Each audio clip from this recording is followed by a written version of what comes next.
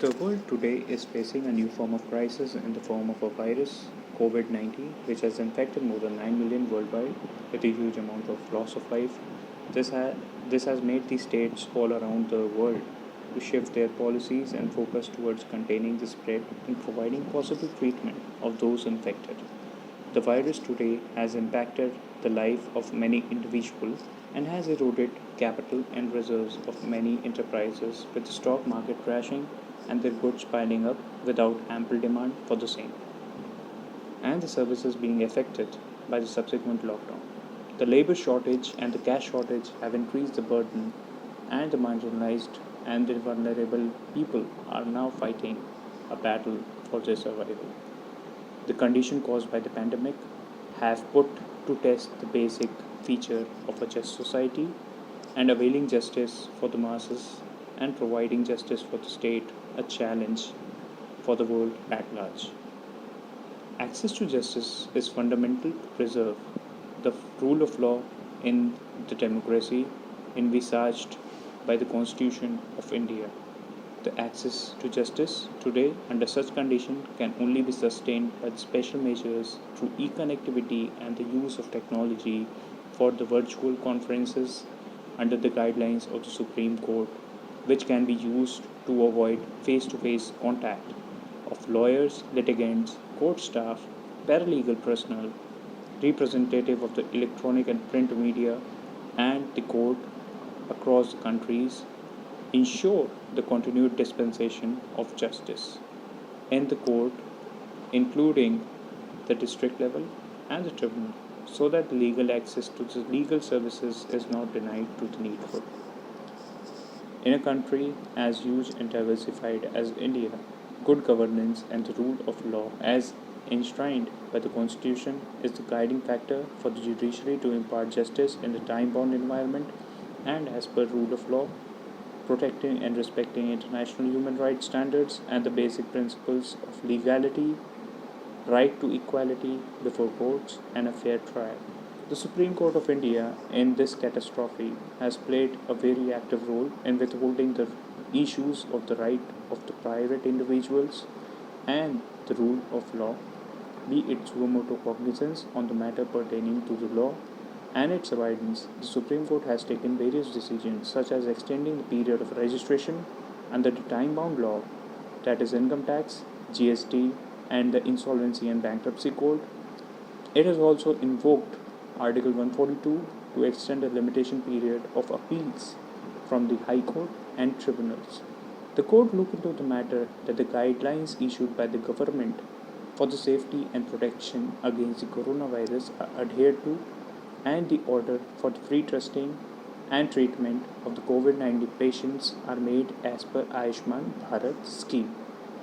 The court cautiously looked into the matter relating to the rights of vulnerable people and the migrants who are affected by the lockdowns and had to return back to their home by the loss of their jobs, seeking status report by the government as and when required, looking into the matter that the child care centers, slums, offices are following government rules for the protection against the disease.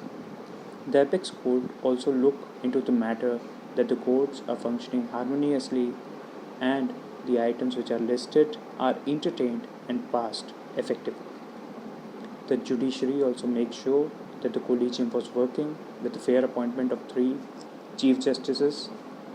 Payroll was granted on the condition of the satisfaction of the trial court. Prisoners were released on the personal bond. Supreme Court ordered listing of the bail application as the condition for urgency. Various remissions were ordered as and when the grounds and the condition arised. The grounds for the consideration being age of the petitioner, age of the pendency, etc. Furthermore, tenancy laws were relaxed, extension of the time period was granted, affidavit and the court fees were replaced by personal undertakings.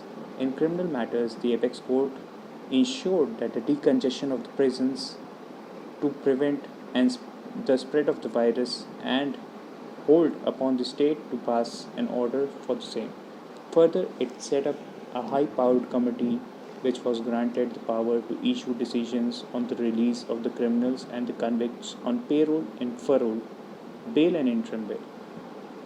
The Supreme Court sought suggestion from the various states on dealing with the coronavirus and further suggests steps which could be taken in the case of the hospital management, resource sharing, migrant worker movement back to their home, and the issue relating to the supply of PPE kits to the doctors and safety of the healthcare professionals. There are some or less efforts provided by the justice delivering body around the world also in the same manner. Apart from these steps taken on a positive note, the real challenges subsides in the lack of the exposure to the technology for every person seeking justice. The grave question which exists in how to ensure legal representation and access to the courts through VCs when even buying a smartphone is a luxury for many. There are many challenges which poses today which is not provided in any of the procedural laws until such a legislative adjustment is made. The legality of the VC is also open for challenges. If we sum up, COVID 19 has without any doubt done unprecedented damages to the entire world, which is why tough time call for tough measures. Where traditional means have failed and might seem outdated, one must resort to unconventional methods.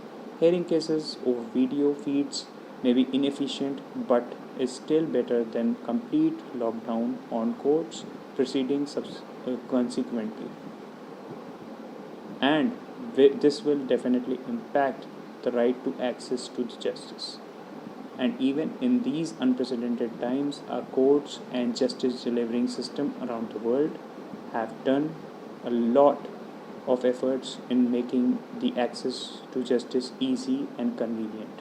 Thank you.